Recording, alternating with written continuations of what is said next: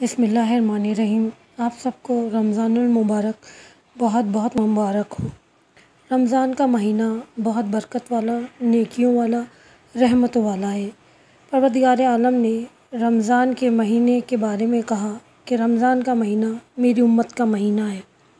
حضرت رسول خدا صلی اللہ علیہ وسلم نے فرمایا، ماہ رمضان کی پہلی رات اللہ تعالیٰ میری امت کے تمام گناہوں کو بخش دیتا ہے، چاہے وہ ظاہری ہوں یا پوشیدہ، اور 20 لاکھ درجے اونچا کرتا ہے اور 50 شہر تمہارے لیے تعمیر کرتا ہے۔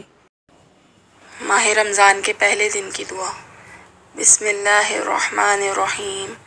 اللہم اجعل صیامی فیہ صیام الصائمین وقیامی فیہ قیام القائمین ونبہی فیہ عن نومۃ الغافلین وہب لی جرمی فیہ یا الہ العالمین واعف عنی یا عافی عن المجرمین۔